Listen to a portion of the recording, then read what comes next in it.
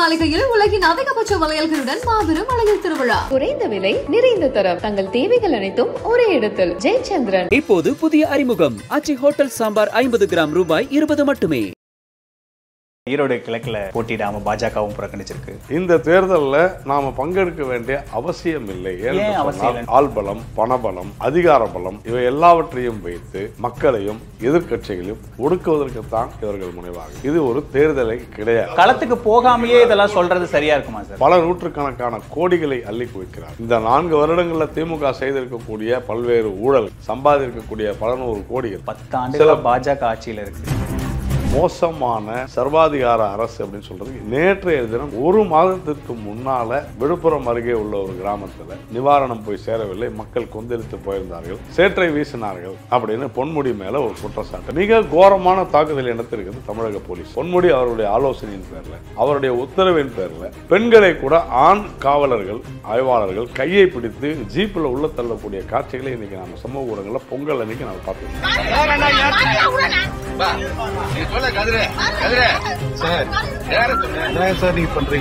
ஒரு மாதம் கழித்து போகி திருநாள் என்று அங்க இருக்கக்கூடிய மக்களை உள்ளே புகுந்து, ஊருக்குள்ளே புகுந்து, வீடுகளிலே புகுந்து உள்ளே தாக்கி தெருவில் தரதரன்னு இழுத்துட்டு போறதெல்லாம் இன்னைக்கு நாம பார்க்க முடியும். இன்னைக்கு இருக்கிற தொலைக்காட்சிகள்லாம் அதை பெருசா செய்யணும். நாம பார்க்கிறோம், உத்தரப்பிரதேசத்திலேயோ குஜராத்திலேயோ இது போன்ற சிறிய சம்பவம் நடந்தால் அதற்காக விவாதங்களே நடைபெறும். தமிழ்நாட்டு ஊடகங்கள்ல தொலைக்காட்சிகள் நடக்குதா? நடக்காது. ஏன்னா தொலைக்காட்சிகளை அடக்கி ஒடுக்கி ஆட்டி படைக்கிறது தமிழக அரசு. இதே விமர்சனம் மத்தியில பாஜக அரசு மேலேயும் வைக்கிறாங்க.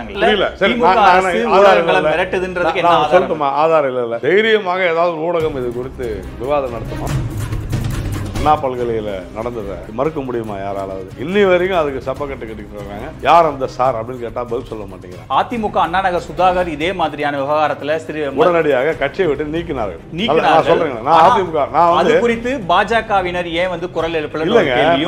போக்சோ வழக்குல பாஜக நிர்வாகி சாட்டப்பட்டு கைது செய்யப்பட்டது, அதிமுக ஏன் கேள்வி எழுப்பல? அப்ப எதிர்கட்சிகள் அரசியலை தவிர இதுக்கு பின்னாடி என்னன்னு கேட்கிறாங்க. அதிமுக அன்னைக்கு அறிவிக்க வந்துருச்சு, கட்சியை விட்டு நீக்கிறோம். ஆனால் திராவிட முன்னேற்ற கழகத்தை பொறுத்தவரை அண்ணா பல்கலையில் என்ன நடந்திருக்குது? ஞானசேகரன் என்ப ஒரு நபர், அவர் திராவிட முன்னேற்ற கழகத்தை சேர்ந்த ஒரு நபர் என்று தெரிந்தும் இல்லவே இல்லை என்று இன்று வரை மறுத்துக் கொண்டிருக்கிறார். சட்டப்பேரவையிலே பதிவு பண்ணியிருக்காங்க. சட்டப்பேரவையில பொய் சொல்ல முடியுமா சார்? திமுக மீது குற்றச்சாட்டு வச்சா அதான் திமுக மறுத்துச்ச விட்டுருங்க. சட்டப்பேரவையில முதல்வர் என்ன சொன்னார்? அப்புறம் கோர்ட்ல என்ன சொன்னாங்க? ஆணையர் மீது நடவடிக்கை எடுக்க வேண்டும் சொன்னாங்களா இல்லையா? நீங்க சுப்ரீம் கோர்ட் போறீங்க, அந்த உத்தரவை ரத்து செய்ய வேண்டும் போயிருக்காங்களா இல்லையா? யாரை காப்பாற்றுவதற்காக நீங்கள் இப்போது ஆணையரை காப்பாற்றுங்க? இல்ல, முதலமைச்சர் சட்டப்பேரவையில இந்த விவகாரத்தை கன்க்ளூட் பண்ற மாதிரி பேசும்போது என்ன சொன்னார்? அப்படி ஒரு நபர் இல்ல, ஒரு கால் இருக்கும் பட்சத்துல யாரா இருந்தாலும் சட்டப்படி நடவடிக்கை எடுக்கப்படும். நான் கேட்கிறேன், அப்ப நீட்டு தேர்வு அதுதான் நல்லதுன்னு பிரதமர் சொல்லிட்டாரு பாராளுமன்றத்தில். ஒட்டு போடுது.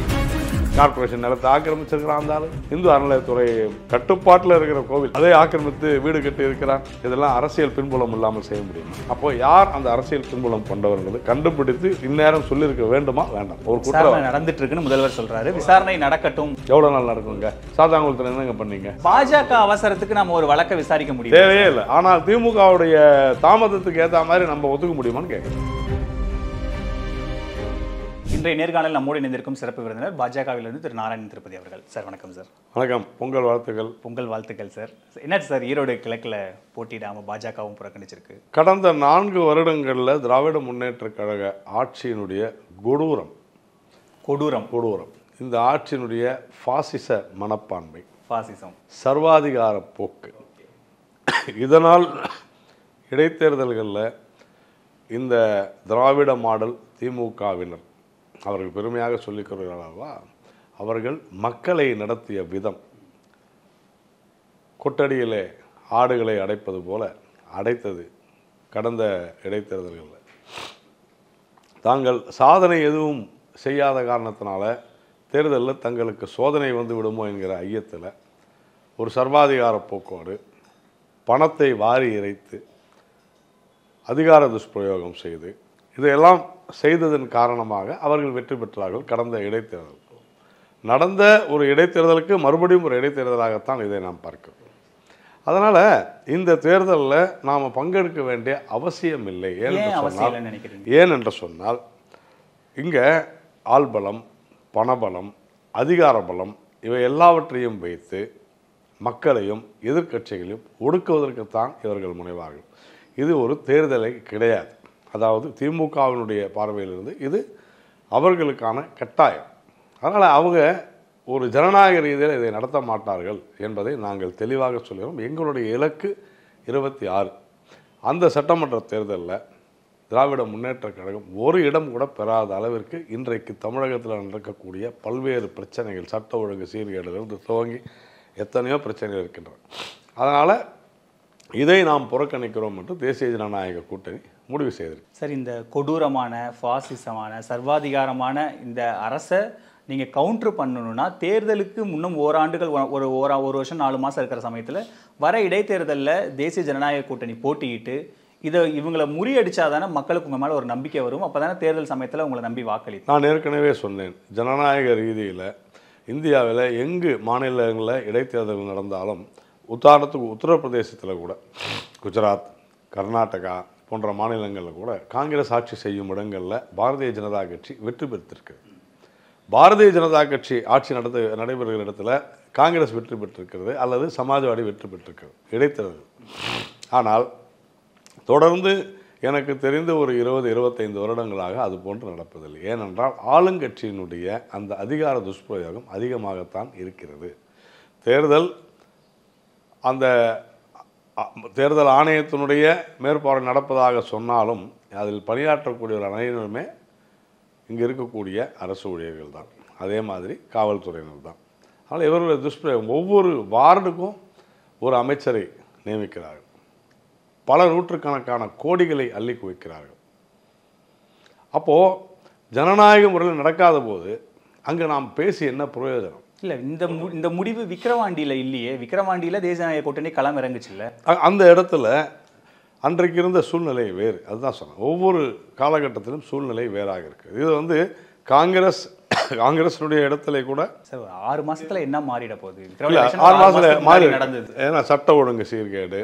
இதனால ஒரு மூர்க்கத்தனமாக இந்த இடைத்தேர்தலை திமுக அணுகும். அதனால தான் காங்கிரஸிற்கு இடம் கொடுக்காமல் அவர்கள் திமுகவை அங்கே நிற்க போகிறார்கள். இதுதான் விஷயம். அதனால் இன்னும் 1 வருடம் தான் கால இடைவெளி இருக்கிற காரணத்தினால 1 வருடம் தான் அதிகபட்சம். திமுக வைத்து போட்டியிடுறது பாஜக கொண்டு புதுசு இல்லையே. விக்கிரவாண்டியிலையும் திமுக வைத்து தானே தேசிய ஜனநாயக அங்கே இருந்து அதான் சொல்றேன், ஒவ்வொரு தொகுதியும் ஒரு மாதிரி, ஒவ்வொரு சூழ்நிலையும் ஒரு மாதிரி. அன்றைக்கு இருந்த சூழ்நிலையில் பாமக அங்கே நின்றார்கள், போட்டியிட்டார்கள்.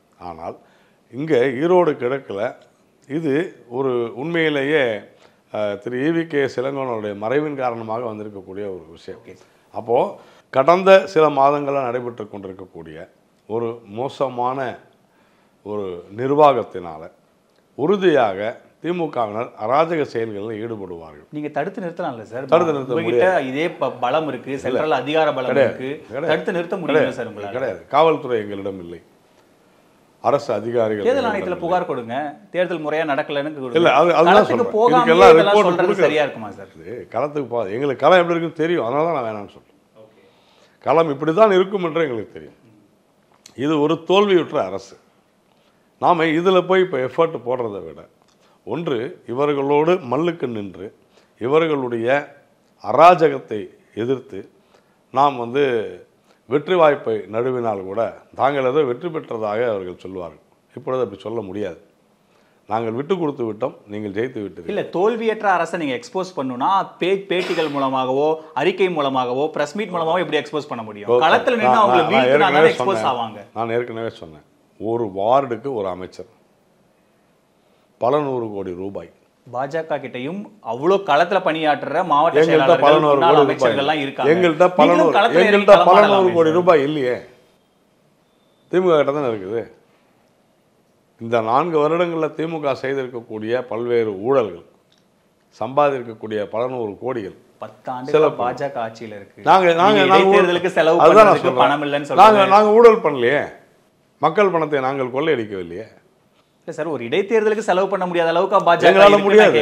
நாங்கள் மக்களை எங்களுடைய வாக்குறுதிகள், எங்களுடைய கொள்கைகள் பேசி வாக்கு கேட்கிறோம். ஆனால் திராவிட முன்னேற்ற கழகமோ இண்டி கூட்டணியோ, இப்போ உதாரணத்துக்கு கம்யூனிஸ்ட் எடுத்தால் கூட தேர்தலில் நிற்கிறதுக்கு திமுக காசு வாங்குறாங்க. அவ்வளோ மோசமான ஒரு நிலைமை தான் இன்றைக்கி தமிழகத்தில் இருக்கிறது என்பதை நாம் புரிந்து கொள்ள வேண்டும். சரி, இப்போ கடந்த முறை ஈரோடு கிழக்கு இடைத்தேர்தல் வந்தப்போ அதிமுக கூட்டணியில பாஜக நின்னது. அப்போ நிறைய ஸ்ட்ராட்டஜியால சொல்லப்பட்டது பேசப்பட்டது என்னன்னா, வடமொழி பேசுற பிறமொழி பேசுற முக்கியமான வார்டுகள்ல கணிசமான வாக்குகளை பாஜக வாங்கியிருக்கு. அங்க அதிமுக நிறைய இடங்கள்ல வாக்கு கம்மியா வாங்கினாலும் அந்த இடங்கள்ல பாஜக வந்து பெர்ஃபார்ம் பண்ணி அதிமுகவுக்கு வாக்கு சதவீதத்தை ஏற்றி கொடுத்துருக்காங்கன்னு நிறைய ஸ்ட்ராட்டஜி சொல்லப்பட்டது. அப்படி இருக்கும்போது பாஜகவே நேரடியாக களத்தில் இருந்தால் இன்னும் கூட வாக்குகளை கூடுதல் கன்சாலிடேட் பண்ணி திமுகவுக்கு ஒரு நெருக்கடி கொடுக்க முடியும்ல. திமுக வெர்சஸ் பாஜக அப்படின்னு நீங்க நினைக்கிற ஒரு களத்தை ஈரோடு கிழக்குல உருவாக்கி இருக்க முடியும்ல உங்களால? கௌதம், நான் உங்களுக்கு ஏற்கனவே சொன்னேன், புல்டோஸ் பண்ணுவாங்க அமைச்சர்கள், எம்எல்ஏக்கள், மாவட்ட செயலாளர்கள் அத்தனை பேரும் வந்து புல்டோஸ் செய்வார்கள் என்பதுதான் நம்முடைய விஷயம். அவர்களை ஒரே இடத்துல இவ்வளவு பெரிய ஒரு சக்தியை நாம் எதிர்க்க வேண்டிய, சக்தியை விரயமாக்க வேண்டிய அவசியம் இல்லை. ஏன்னா இது ஒரு வருஷம் தான், இல்லை 1.25 வருஷம் தான் இந்த சட்டமன்ற உறுப்பினர் பதவி என்பது. அதனால் இதனுடைய முடிவை இவர்கள் எப்படி கொண்டு வருவார்கள், மக்கள் எப்படி வாக்களிப்பார்கள், இவர்கள் எப்படி கொண்டு வருவார்கள் என்பது நமக்கு தெரியும். அதனால் எங்களுடைய அந்த உழைப்பை, எங்களுடைய சக்தியை நாங்கள் வீணாக்க விரும்பவில்லை. இல்லை, நீங்கள் தேர்தல் ஆணையத்தை நம்பிதான் ஆகணும். தேர்தல் ஆணையத்தினுடைய இல்லைங்க, நீங்கள் நடத்துவது அதான். அப்படி பார்த்தீங்கன்னா மத்திய அரசில் பல திட்டங்களை கொண்டு வரும். செயல்படுத்துவது யார்? மாநிலம். ஊழல் நடக்கிறது யாரால? செயல்படுத்துகிற மாநில அரசினால் தான். அதே தான் இதுவும். அப்போ தேர்தல் ஆணையத்தை பொறுத்தவரையில் அவங்க சில சட்டத்திட்டங்களை வகுப்பார்கள். நாம் எவ்வளோ புகார் சொன்னாலும் போனாலும் வைத்தாலும் அவங்களுக்கு லிமிட்டட் பீப்புள் தான். ஆனால் முழுக்க அந்த அரசு இயந்திரம் என்பது இவர்களிடத்தில் இருக்குது. இதே பொது தேர்தலாக இருந்தால் அப்படி செய்ய முடியாதுன்னா பரவலாக எல்லா இடங்களிலும் ஒரே இடத்துல ஒரு 25-30 மந்திரியும் ஒரு 100 எம்எல்ஏவும், இவ்வளோதான் விஷயமே. அங்கே இருக்க முடியாது. அதனால் இது சாத்தியம் தேவையில்லை. இது சாத்தியம். கொங்கு மண்டலம் பகுதியில் பாஜக கோயம்புத்தூர், திருப்பூர், ஈரோடு பகுதிகளில் வலிமையா இருக்கு. அங்க அதிமுக பாஜக சேர்ந்தா திமுகவுக்கு ஒரு கடும் நெருக்கடி கொடுக்க முடியும் பேசப்பட்டது. இப்போ பாஜக அங்க ஸ்ட்ராங்கா இருக்கிற பகுதியில நீங்க நின்றுக்கலாம்னு கேட்டா நீங்க அதை விட்டுட்டு திமுக இதெல்லாம் பண்ணுவாங்க அதெல்லாம் பண்ணுவாங்க சரியா இருக்கு? சாதாரணமாக சாலையில மக்கள் பாதுகாப்பாக பயணிக்க வேண்டும் என்று நினைக்கிறோம். ஆனால் அந்த சாலையில ஒரு மிக மோசமான ஒரு வாகனம் தாறுமாறாக ஓட்டி கொண்டிருக்கிற வாகனம் வந்தால் ஒதுங்கி தான் போவார்கள். அது போல தான் இந்த நிலை. இல்ல, அந்த தாறுமாறா ஓட்டி வர வாகனத்தை ஒரு டிராபிக் போலீஸா நின்னு சீர்படுத்துங்க. அந்த டிராபிக் சரி பண்ணுங்க. அத பண்ணாம ஒதுங்கி நிக்கிறது சரியா? நாங்க நின்று சீர்படுத்துவதற்காகத்தான் 2026 எதிர்நோக்கியிருக்கோம். நீங்க ஒரு உதாரணம் வச்சுங்க. இந்த அரசாங்கம் எவ்வளவு ஒரு மோசமான பாசிச சர்வாதிகார அரசு அப்படின்னு சொல்றதுக்கு நேற்றைய தினம் நடந்த ஒரு மிகப்பெரிய உதாரணமாக தமிழ்நாடு இந்த வாரம் ஒரு வாரம், அதாவது ஒரு நாள் எக்ஸ்ட்ரா லீவு கொடுக்குறாங்க வெள்ளிக்கிழமை. அந்த மாதிரி போகி, பொங்கல், திருவள்ளுவர் தினம், மாட்டுப்பொங்கல், காணும் பொங்கல், அப்படியே ஒரு வாரம் தமிழர்களுடைய திருவாரம். இது திருநாள் இல்லை, திருவாரம். அப்படிப்பட்ட ஒரு சூழ்நிலையில் ஒரு மாதத்திற்கு முன்னால் விழுப்புரம் அருகே உள்ள ஒரு கிராமத்தில் சேற்றை வீசினார்கள் அப்படின்னு பொன்முடி மேலே ஒரு குற்றச்சாட்டு இருக்கு. ஒரு அந்த ஒரு சம்பவம் மேலே ஒரு புகார் நிகழ்ச்சி. ஏன் அப்படின்னு சொன்னால் நிவாரணம் போய் சேரவில்லை, மக்கள் கொந்தளித்து போயிருந்தார்கள், உண்மை. ஆனால் அந்த ஒரு மாதம் கழித்து நேற்றைய தினம் மிக கோரமான தாக்குதல் நடத்திருக்கிறது தமிழக போலீஸ். பொன்முடி அவர்களுடைய அறிவுரையின் பேரில், பொன்முடி அவர்களுடைய ஆலோசனையின் பேரில், அவருடைய உத்தரவின் பேரில் பெண்களை கூட ஆண் காவலர்கள், ஆய்வாளர்கள் கையை பிடித்து ஜீப்பில் உள்ள தள்ளக்கூடிய காட்சிகளை இன்றைக்கி நம்ம சமூக ஊடகங்களில் பொங்கல் அன்னைக்கு நம்ம பார்த்துக்கிட்டு இருக்கோம். சார் என்ன சார் நீங்க பண்றீங்க? நீங்க பண்றதெல்லாம் என்ன சார்? என்ன இப்படி பண்றாங்க? இவ்வளவு மோசமான ஒரு சார்பான கொடூரமான ஒரு அரசு. உங்களால் விமர்சனங்களை தாங்கிக் கொள்ள முடியவில்லை, உங்களுடைய தவறுகளை உங்களால் பொறுத்து கொள்ள முடியவில்லை. அன்றைக்கு பொன்முடி ஏதோ நான் இதை மறந்து விட்டேன் என்று சொல்லிவிட்டு சென்றது இன்றைய ஒரு மாதம் கழித்து போகி திருநாள் என்று அங்கே இருக்கக்கூடிய மக்களை உள்ளே புகுந்து, ஊருக்குள்ளே புகுந்து, வீடுகளிலே புகுந்து உள்ளே தாக்கி தெருவில் தரதரன்னு இழுத்துட்டு போகிறதெல்லாம் இன்றைக்கி நாம் பார்த்து கொண்டிருக்கிறோம். இப்படிப்பட்ட அரசு, போக வேண்டிய அரசு, இது போகிற அரசு தான், தோல்வியுற்ற அரசு தான்.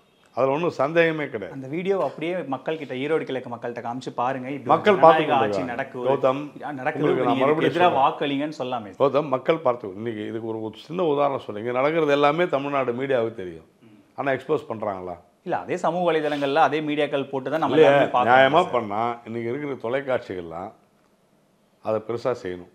நாம் பார்க்குறோம் உத்தரப்பிரதேசத்துலேயோ குஜராத்லேயோ இது போன்ற சிறிய சம்பவம் நடந்தால் அதற்காக விவாதங்களே நடைபெறும். தமிழ்நாட்டு ஊடகங்களில் தொலைக்காட்சிகள் நடக்குதா? நடக்காது. ஏன்னா தொலைக்காட்சிகளை அடக்கி ஒடுக்கி சர்வாதிகாரமாக ஆட்டி படைக்கிறது தமிழக அரசு. அதே போல பாஜக அரசு மேலேயும் வைக்கிறாங்க இல்லையே. நாங்கள் இங்கே எதனா செய்யறோமா? இல்லையே. இல்ல இதுக்கான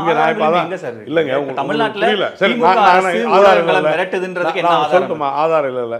இன்னைக்கு சாயந்தரம் இந்த நிகழ்ச்சி இது ஒரு கொடூரமான விஷயம்.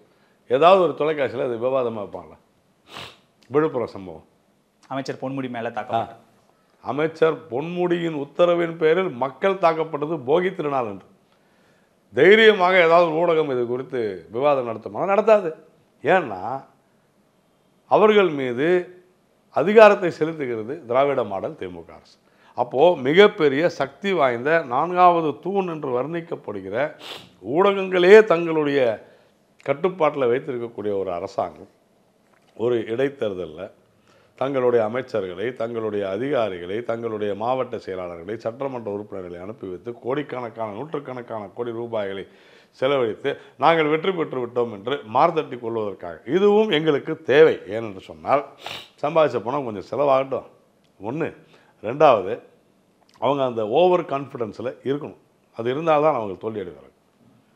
செய்யட்டும். இல்லை என்றால் நாங்கள் தற்பெருமை பெற்றுக் கொள்வார்கள், நாங்கள் தோற்கடித்து விட்டோம்.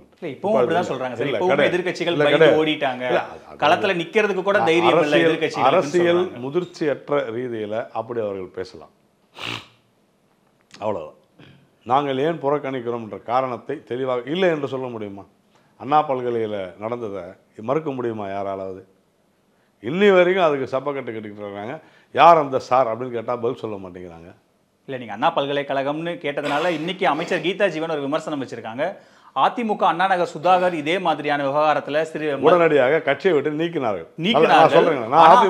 அது குறித்து பாஜகவினர் ஏன் வந்து குரல் எழுப்பல? போக்சோ வழக்கில் பாஜக நிர்வாகி குற்றம் சாட்டப்பட்டு கைது செய்யப்பட்டது அதிமுக ஏன் கேள்வி எழுப்பல? அப்ப எதிர்கட்சிகள் கௌதம் அரசியலை தவிர இதுக்கு பின்னாடி என்னன்னு கேட்கிறாங்க. கௌதம் சரியான கேள்வி. நான் பதில் சொல்ல கடமைப்பட்டது. அதிமுகவை எந்த ஒரு கட்சியில் இருக்கக்கூடியவர்கள் தவறு செய்தாலும் அதற்கு கட்சி பொறுப்பேற்க வேண்டிய அவசியம் இல்லை. நான் மீண்டும் சொல்கிறேன், ஒரு நபர் தவறு செய்தால் அவர் கட்சியில் எந்த பொறுப்பில் இருந்தாலும் இதுதான் சட்டமே சொல்கிறது. பல தலைவர்கள் தண்டிக்கப்பட்டிருக்கிறார்கள், கட்சி தண்டிக்கப்படவில்லை. ஏனென்றால் அவர்கள் தனியாக அவர்கள் மீது தான் குற்றச்சாட்டை தவிர கட்சி மீது இல்லை. இது திமுகவுக்கும் பொருந்தும், பிஜேபிக்கும் பொருந்தும், அதிமுகவுக்கும். ஆனால் குற்றப்பின்னணி உள்ளவர்கள் என்று கண்டறிந்தால் இப்போ அதிமுகவில் அன்றைக்கே அறிவிக்க வந்துருச்சு, இவரை வந்து நாங்கள் கட்சி விட்டு நீக்கிறோம். கரெக்ட். ஆனால் திராவிட முன்னேற்ற கழகத்தை பொறுத்தவரையில் அண்ணா பல்கலையில் என்ன நடந்திருக்குது? அங்கே இந்த ஞானசேகரன் என்ப ஒரு நபர் மிக தெளிவாக அவர் திராவிட முன்னேற்ற கழகத்தை சேர்ந்த ஒரு நபர் என்று தெரிந்தும் இல்லவே இல்லை என்று இன்று வரை மறுத்துக் கொண்டிருக்கிறார். உங்களுக்கு முதலமைச்சர் சட்டப்பேரவையிலே பதிவு பண்ணிருக்காரு. சட்டப்பேரவையில் பொய் சொல்ல முடியுமா? சார் சொல்லிருக்காரு. அவர் திமுக சொல்றாரு. இது நீங்க நம்புறீங்களா? கௌதமா அவர் தான் அந்த கட்சியோட தலைவர் சார். கௌதம் ஒரு இளைஞர். எனக்கு கௌதம எத்தனையோ வருஷமா தெரியும். மனசாட்சியை தொட்டு சொல்லுங்கள், அந்த நபர் திமுகவில் இல்லைன்னு. மா சுப்பிரமணியமுடன் ஒவ்வொரு பிரச்சார மேடையிலும் வராரு. இவர் வீட்டில் போய் மா சுப்பிரமணியம் சாப்பிட்டுருக்கிறார். இதெல்லாம் வந்து பொய்ன்னு மறுக்கல அவங்க. அந்த புகைப்படத்தை முதலில் வெளியிட்டவன் நான். இல்ல சார், முதலமைச்சரும் ஒரு தொண்டர் வீட்லயோ மக்கள் வீட்லயோ போய் தேநீர் குடிக்கிறாரு, பிரதமர் போய் தேநீர் குடிக்கிறாரு. நாளைக்கு அவர் ஒரு குற்றம் செய்யறாருன்னா முதல்வர் போய் தேநீர் குடிச்சாரு, பிரதமர் போய் தேநீர் குடிச்சாரு. அதான் சார் நானும் சொல்றேன். நீங்க அந்த நபர் திமுகவில் இருந்தார், இப்ப நீக்கிட்டோன்னு சொல்றது உங்களுக்கு என்ன? திமுகவே இல்லன்றாங்க சார். அதான் இருந்தா தானே நீக்கிறது சார். அவங்க திமுகவில் இருந்த ஆதாரம் எல்லாம் வெளியிட்டாச்சே. அப்போ நீங்க அவங்க தான் ஜட்ஜுன்றீங்க, திருடங்கையிலே சாவி கொடுக்கணும்னு சொல்றீங்க. கரெக்டா? இல்ல ஒரு திமுக மீது குற்றச்சாட்டு வச்சா அதான் திமுக மறுத்துச்ச விட்டுருங்க. இல்ல ஒரு கண்டன அறிக்கை கூட அண்ணாமலை கிட்ட இருந்து வரலையேன்னு கேக்குறாங்க. இதே அதிமுக சம்பந்தப்பட்ட ஒரு நீங்க என்ன உடனடியாக அந்த நபரை கட்சி விட்டு நீக்கிட்டாங்க. அவ்வளவுதான் ஒரு கட்சி செய்யும். ஒரு நபர் செய்கிற, இப்ப நான் ஒரு தவறு செய்கிறேன் என்றால் நான் தான் அதற்கு பொறுப்பானவன். நான் குற்ற பின்னணியோடு ஒரு சில தவறுகளை செய்தால் கட்சி என் மீது நடவடிக்கை எடுக்கும். இவ்வளவுதான். நீங்க சொன்ன அந்த போக்சோ விவகாரம், அது ஏற்கனவே கடந்த வருடம் குற்றச்சாட்டு வந்து நீதிமன்றத்தால் விடுவிக்கப்பட்டார். நல்லா புரிஞ்சுங்க, நீதிமன்றத்தால் இது தவறாக புனையப்பட்ட வழக்கு என்று விடுவிக்கப்பட்டு மீண்டும் காவல்துறை இப்போது கைது செய்திருக்கு. இதுதான் விஷயம். வரட்டும், அதில் குற்றம் உறுதியாக நாங்கள் நிற்குவோம், அதில் ஒன்றும் பிரச்சனை இல்லை. இல்லை சார், இப்போ கைது இல்லை, நான் மறுபடியும் சொல்கிறேன், அவர் முதல்ல கைது செய்யப்படவில்லை, கைது செய்யப்பட்டதாக சொல்லப்பட்டது கடந்த வருடம். நீதிமன்றம் விடுவித்து விட்டது. அப்புறம் திரும்ப ஏன் கைது பண்ணியிருக்காங்க? அதான் இப்போ கேள்வி. வரட்டும், அவங்க சொல்கிறாங்க இப்போ நாங்கள் எங்களுக்கு புது ஆதாரங்கள் கிடைத்திருக்குதுன்னு. இப்போ சரி, அப்போ அந்த வழக்கு முடிகிற வரைக்கும் குறைஞ்சபட்சம் அவர் சஸ்பெண்டாவது பண்ணலாம். போக்சோ வழக்கு அதில் என்ன இல்லைங்க, நான் சொல்கிறேன், இதே போக்சோ வழக்கில் தான் போட்டாங்க, நீதிமன்றம் விடுவிச்சிருச்சுங்க. போக்சோ வழக்கில் போட்டு நீதிமன்றம் விடுவித்ததுன்றது அரிய வழக்குகள். நீங்கள் இப்போ எடுத்து பாருங்கள், நான் இதுவாக சொல்ல, நீங்கள் எடுத்து பாருங்கள். நான் வந்து எந்த நபருக்கும் ஆதரவாக பேசவில்லை. ஆனால் தவறாக ஒரு விஷயம் பரப்பப்பட்டு வருகிறது. நீதிமன்ற உத்தரவின் பேரில் கைது செய்யப்பட்டிருக்கிறாங்க. இல்லை, அது ஒரு குடும்ப பிரச்சனை. தாய் இவர் செய்யவில்லை என்று சொல்கிறார், தந்தை இவர் செய்தார் என்று சொல்கிறார். தந்தை தான் செய்தார், ஆதாரங்கள் கொடுக்கப்பட்டன. நான் இன்றைக்கி இதெல்லாம் படித்தேன். ஏற்கனவே பல பத்திரிகைகளில் வந்த செய்தியின் அடிப்படையில் தான் நான் பேசுகிறேன். ஒருவேளை அவர் தவறு செய்திருந்தால் கட்சி எந்த விதத்திலும் அவருக்கு ஆதரவு கொடுக்கல. இன்னைக்கு தான் கைது பண்ணியிருக்காங்க, பொறுத்துருங்க. ஏன்னா முன்னாடி விடுதலை பண்ணியிருக்காங்க, இப்போ கைது பண்ணியிருக்காங்க, பொறுத்துருங்கன்னு சொல்கிறேன். இதே நான் பொறுத்துருங்கன்னு சொல்லவே இல்லை. இது குறித்து ஆய்வோம். இன்னைக்கு தான் அது நடந்திருக்குது. நாங்கள் அதை செய்ய வேண்டாமா? இது இன்னைக்கு என்ன ஆதாரம் கொடுத்துருக்குறீங்க? காவல்துறை என்ன ஆதாரம் செஞ்சு உங்களுக்கு ஒரு நேரம் தேவைப்படுற மாதிரி தமிழக காவல்துறைக்கும் திமுகவுக்கும் அண்ணா பல்கலைக்கழகத்தில் ஒரு நேரம் தேவைப்படும். கௌதம், நல்லா புரிஞ்சு. அண்ணா பல்கலைக்கழகம் 3 விஷயம். ஒன்று, அந்த நிர்வாகம் யார் இடத்துல இருக்குது? மாநில அரசு. அங்கே வந்து சிசிடிவி வேலை ஏன் செய்யலை? இதான் முதல் கேள்வி. நிர்வாகத்தினுடைய அலட்சியம். 2வது, மின் விளக்குகள் ஏன் எரியவில்லை? 3வது, அந்த இடத்துல ஒரு 3வது நபர் எப்படி உள்ளே நுழைய முடியும்? இதுதான் 3 மிக முக்கியமான விஷயம். அது இந்த நிர்வாகத்தினுடைய தோல்வியை உணர்த்துகிறது. 4வது, இதையெல்லாம் வேண்டும் என்று சொல்லியும், அதாவது பாதுகாப்பாக பலப்படுத்தப்பட வேண்டும், சிசிடிவி கேமராக்கள் சரி செய்யப்பட வேண்டும், மின் விளக்குகளை எரிய வைக்க வேண்டும், இதற்கான செலவுகளை கேட்டு விண்ணப்பித்திருக்கிறார்கள். ஆனால் துணைவேந்தரும் இல்லை, அதையும் சேர்த்து நான் ஒன்று சொல்கிறேன், துணைவேந்தர் ஏன் இல்லைன்னு பாருங்கள். ஆளும் கட்சியினுடைய அராஜகத்தினால், ஆளும் கட்சியினுடைய பிடிவாதத்தினால் துணைவேந்தர் இல்லை. ஆளுநர் அவர் ஒரு முடிவு எடுக்கிறது, தேர்தல் குழுவில் அவர் ஒரு முடிவு எடுக்கிறது, சட்டப்படி யுஜிசி விதியை திருத்தற மாதிரியான விஷயங்கள் இருக்கும்போது நான் சொல்றது மாநில அரசு என்ன செய்யும்? தவறா சொல்லாது. சட்டப்படி ஆளுநர் தவறாக நடந்து கொண்டிருக்கிறாரா? நான் சொல்கிறேன், சட்டப்படி மாநில அரசு தவறாக நடந்து. நான் சொல்ல, சுப்ரீம் கோர்ட் சொல்லுது. சுப்ரீம் கோர்ட் சொல்லுது. எல்லாத்தையும் விட்டுருங்க. நான் கேட்குறது, துணைவேந்தர் இல்லைன்னா கூட ஒரு சிசிடிவி பழுது பார்த்து துணைவேந்தர் வரணுமா? என்ன உங்களுடைய ஆர்குமெண்ட்டு? அதாவது எதுக்கோ எதையும் எழுக்கூடாது. சிசிடிவி எரியாது. இப்போ சிசிடிவியை வந்து கேமரா இயங்காது இருப்பதற்கும் மின் விளக்குகள் எரியாது இருப்பதற்கும் 3வது நபர் நிர்வாகத்துக்கு, அங்கே பல்கலைக்கழக நிர்வாகத்துக்கு தலைமையாக துணைவேந்தர் இருந்தால் அவர் இன்ஸ்ட்ரக்ஷன் பேரில் இதெல்லாம் சரியாபடி நடக்கும். நிர்வாகமே முடங்கி கிடக்குதுங்கிறதான விமர்சனம். இல்லைங்க, துணைவேந்தர் இல்லைனாலும் அதற்கு தனியார் டீம் இருக்குது, சிண்டிகேட் இருக்குது, நிறைய பேர் இருக்காங்க. இது அண்ணா பல்கலைக்கழகத்தினுடைய நிர்வாக சீர்கேடு, மாநில அரசினுடைய மிக மோசமான நிர்வாகம். அடுத்தது காவல்துறை. இந்த சம்பவம் நடந்த பிறகு ஞானசேகரன் என்கிற ஒரு நபரை விசாரிக்கிறது, திரும்பவும் அனுப்பித்தது. எப்படி அந்த நபர் தப்பித்தார்? அப்பொழுது கேள்விக்குறி. அதன் பிறகு அந்த பெண்ணுடைய வாக்குமூலம், அந்த பெண்ணுடைய வாக்குமூலத்தில் சார் என்கிற ஒரு வார்த்தை வருகிறது. அதற்கு காவல்துறை ஆணையர் என்ன சொல்கிறாரு? அது மாதிரிலாம் யாருமே இல்லைன்னு சொல்கிறார். ஆனால் ஒரு நிருபர் கேட்கிற அடுத்த கேள்விக்கு என்ன பதில் சொல்கிறாங்கன்னா, இது IO, it is under investigation, IO தான் அதெல்லாம் பார்க்கணும் அப்படின்றார். அப்போ நீங்கள் அதை சொன்னீங்க முதல்ல, அதை மட்டும் அப்புறம் அதை தாண்டி சட்டப்பேரவையில் முதல்வர் என்ன சொன்னார்? அப்புறம் கோர்ட்டில் என்ன சொன்னாங்க? ஆணையர் மீது நடவடிக்கை எடுக்க வேண்டும் சொன்னாங்களா இல்லையா? நீங்கள் சுப்ரீம் கோர்ட்டு போகிறீங்க. அப்படி யாராவது இருந்தால் நான் கேட்குறது, கோர்ட் என்ன சொல்லிச்சு நடவடிக்கை தொடர்பாக இது? ஆனால் இவங்க என்ன பண்ணுறாங்க? அரசாங்கம் சுப்ரீம் கோர்ட்டுக்கு போகிறாங்க, அந்த உத்தரவை ரத்து செய்ய வேண்டும் போயிருக்காங்களா இல்லையா?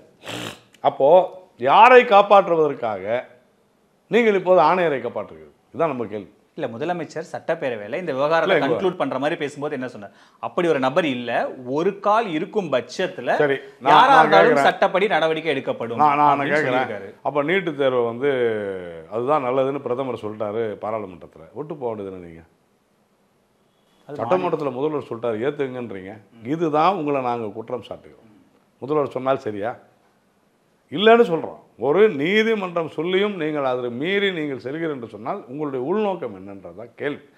நான் என்ன சொல்கிறேன்னா, இந்த நேரத்தில் நீங்கள் டிஸ்டன்ஸ் பண்ணுங்கள். இங்கேருந்து 3 கிலோமீட்டர் கூட கிடையாது அந்த இடம். எல்லாருக்கும் தெரியும் அவர் அந்த நபர் திமுகவை சேர்ந்தவர் என்று எல்லாருக்குமே தெரியும். சரி, அதெல்லாம் தாண்டி கார்பரேஷன் நிலத்தை ஆக்கிரமிச்சிருக்கிறான் அந்த ஆள். இந்து அறநிலையத்துறை கட்டுப்பாட்டில் இருக்கிற கோவில் சட்டவிரோதமாக வைத்திருக்கக்கூடிய அந்த அதை ஆக்கிரமித்து வீடு கட்டி இருக்கிறான். இதெல்லாம் அரசியல் பின்புலம் இல்லாமல் செய்ய முடியுமா? அப்போ யார் அந்த அரசியல் பின்புலம் கொண்டவர்ன்றது கண்டுபிடித்து இந்நேரம் சொல்லியிருக்க வேண்டுமா வேண்டாம்? ஒரு குற்றம் நடந்துட்டு இருக்குன்னு முதல்வர் சொல்றாரு. விசாரணை நடக்கட்டும். எவ்வளவு நாள் நடக்குங்க? சாத்தாங்குளத்தில் என்னங்க பண்ணீங்க? விசாரணை சாத்தாங்குளத்தில் என்ன பண்ணீங்க? அதான் சார், விசாரணை தான். அதுக்காக ஓய்வு பெற்ற நீதிபதி தலைமையில் அறிக்கை போட்டிருக்காங்க. விசாரணை நடக்குது.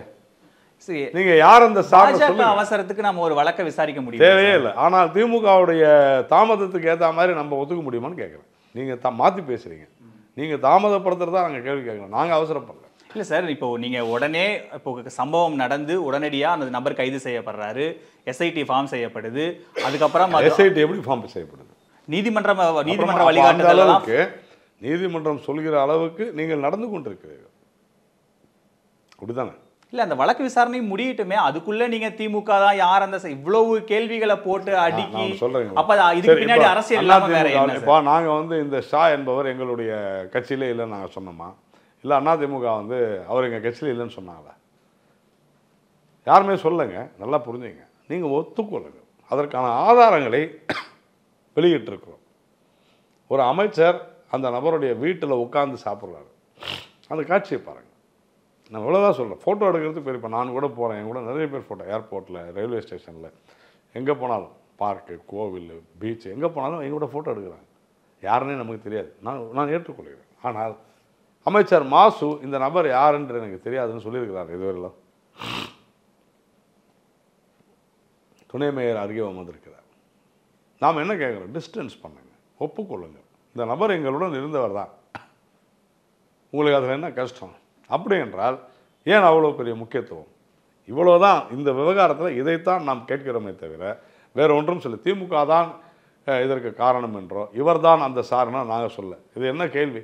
யார் அந்த சாரணை நீங்கள் சொல்லுங்க அப்படின்னா, காவல்துறையை கையிலே வைத்திருக்கக்கூடிய முதலமைச்சர் அப்படி சொல்ல. உங்களுக்கு அப்படி ஏதாவது சந்தேகம் இருந்தா சந்தேகம் இருக்கு, எஸ்ஐடி கிட்ட கொடுங்க. யார் அந்த உங்களுக்கு யார் மேல சந்தேகம் இருக்கோ அவங்க மேல எஸ்ஐடி இருக்கிறதுனால தான் சொல்றேன். மீண்டும் அந்த பெண் சொன்னதாக தகவல்கள் வந்தன, அரசு மறுக்கிறது. நான் என்ன சொல்கிறேன்னா, அரசினுடைய உள்நோக்கத்தை தான் நம்ம கேள்வி கேட்கணும். ஸோ இந்த மாதிரியான விவகாரங்கள் இது மட்டும் இல்லை. திருச்சியில் பட்டப்பகலில் ஓட ஓட விரட்டி கொலை பண்ணுறாங்க. பல்லடத்தில் 3 பேர் கொலை செய்யப்படுகிறார்கள். நீங்கள் தினந்தோறும் கொலை என்பது சாதாரணமாகிவிட்டது. எங்கே பார்த்தாலும் அருவாளால் வெட்டுறாங்க இல்லையா? தினந்தோறும் பார்க்கிறோம். பேப்பர் திறந்தா, சமூக ஊடகங்கள் திறந்தா இந்த ஊரில் அருவாளால் வெட்டுறாங்க. குடி போதையில் 4 வருஷமா தான் அதிகரித்து இருக்கிறது. இல்லை கௌதம், அதிகரித்திருக்கு. நான் மறுக்கவில்லை, அதிகரித்து இருக்கிறது. காரணம் என்ன? ரவுடிகள் கட்டுப்படுத்தப்படவில்லை. தயவு செஞ்சு புரிஞ்சுங்க. வரும் முன் காக்க வேண்டிய அரசு வந்த பின் பார்க்கிறது. இதுதான் நம்ம சொல்றோம். தொடர்ந்து வரும் முன் காப்போம் என்று சொன்னீர்களா இல்லையா? காவல்துறை என்பது குற்றங்கள் நடக்கா வண்ணம், நிகழா வண்ணம் தடுப்பதற்குத்தான் காவல்துறை. அதற்குத்தான் அந்த அதிகாரம். நல்லா புரிஞ்சுங்க. இன்னைக்கு யாருக்கு நம்ம அதிகாரம்? காவல்துறைக்கு அதிகாரம் இருக்குது. ஆனால் நீங்கள் குற்றம் நடந்த பின்னர் நாங்கள் பிடித்து விட்டோம் மார்த்தட்டி கொள்றதுல எந்த விதமான பிரயோஜனமும் இல்லை. இதுதான் விஷயமே. இப்போ இந்த இந்த இந்த விசாரணையை நீங்கள் துரிதமாக நடத்தி முடித்திருந்தால் ஏன் எஸ்ஐடி தேவைப்படுகிறது? இதுதான் நம்ம கேள்வி. இல்லை, எஸ்ஐடி நீதிமன்றம் கண்காணிப்பில் அவங்க போடுறாங்க, அவங்க விசாரிக்கட்டும். அதில் என்ன எஸ்ஐடி போட்டு விசாரிக்கிறது? நீங்க உங்களுக்கு ஒரு விஷயம் புரிய மாட்டேங்குது. நீதிமன்றம் ஏன் இந்த எஸ்ஐடி விசாரணையை கொண்டு வந்ததுன்னு சொன்னா, அவர்களுக்கு இந்த அரசாங்கத்தின் மீது நம்பிக்கை இல்லை. இந்த வழக்குல இன்னும் கூடுதல் கவனம் செலுத்துறதா கூட எடுத்துக்கலாம்ல. ஒரு ஸ்பெஷல் டீம் போட்டு இது பண்றதா? சரி, எந்த குற்றம் நடந்தாலும் அது ஒரு தனிப்படை அமைச்சு காவல்துறை தேடுறது இல்லையா? விசாரணை போறது இல்லையா? ஓய்வு பெற்ற நீதி அரசர்களை போட்டு விசாரிக்கிறது இல்லையா? இது ஒரு வழக்கமான நடைமுறை தான். இல்ல கௌதம், கடந்த 4 வருடங்கள்ல பாருங்க, எந்த வழக்கமே முடிவு பெறவில்லை. அண்ணா நகர் வழக்கு என்னாச்சு? சிபிஐ என்கொயரி வருது. ஏன் இதில் திருவல்லிக்கேணியில் ஒரு காவல்துறை ஆய்வாளரை மிரட்டி இன்கம் டேக்ஸு காவல்துறை எல்லாரும் சேர்ந்து அவங்க வந்து பணம் பறிக்கிறாங்க. இது எல்லாற்றையும் விட கடந்த ஒரு மாதத்தில் பார்த்தீங்கன்னா இதுவரையில் எனக்கு தெரிந்து 4 காவலர்கள் ஒரு ஆய்வாளர் உட்பட கடிதம் எழுதியிருக்காங்க. யாருக்கு? உள்துறை செயலாளருக்கு. என்னன்னு, எங்களால் பணியாற்ற முடியவில்லை, அரசியல் அழுத்தம் அதிகமாக கொடுக்கப்படுகிறது. நேற்று ஒரு ஆய்வாளர் லெட்டர் எழுதுகிறார். என்னன்னு, எங்களுக்கு அழுத்தம் அதிகமாக கொடுக்கப்படுகிறது, என்னுடைய காவல் நிலையத்திலிருந்து என்னை கேட்காமலேயே ஆட்களை வெளியே அனுப்புகிறார்கள், நான் இனி பணியாற்ற விரும்பவில்லை. இதை விட ஒரு வெட்கக்கேடான சூழ்நிலை நிகழ்ந்திருக்கிறதான் பாருங்க. தினந்தோறும் ஐஜிக்கு டிஜிபிக்கு தினந்தோறும் அந்த மாதிரி நடக்குது. இதெல்லாமே மீடியாவில் வந்த விஷயங்கள், வராத எவ்வளோ நடக்கும். அதனால்தான் சொல்கிறோம், இங்கு காவல்துறை செயலிழந்து போயிருக்கிறது. காரணம் அரசாங்கத்தினுடைய திராவிட மாடல் திமுக அரசினுடைய அழுத்தம். நம்முடைய காவல்துறை மிக சிறந்த காவல் அதிகாரிகளை கொண்டது, காவலரை கொண்டது. ஆனால் அதில் அரசியல் புகுந்து விட்டது தான் அண்ணாமலை தொடர்ந்து சொல்லி வருகிறார். இதைத்தான் தவறு என்று சொல்லுகிறேன். ஸோ பார்ப்போம் சார் என்ன நடக்குது. இவ்வளோ நேரம் உங்கள் நேரத்தை எங்களோட செலவழிச்சு ரொம்ப நன்றி சார். ஸ்ரீகுமரன் தங்க மாளிகையில் உலகின் அதிகபட்ச வளையல்களுடன் மாபெரும் அழகில் திருவிழா. குறைந்த விலை, நிறைந்த தரம், தங்கள் தேவைகள் அனைத்தும் ஒரே இடத்தில். ஜெயச்சந்திரன். இப்போது புதிய அறிமுகம் ஆச்சி ஹோட்டல் சாம்பார் 50 கிராம் ரூபாய் 20 மட்டுமே.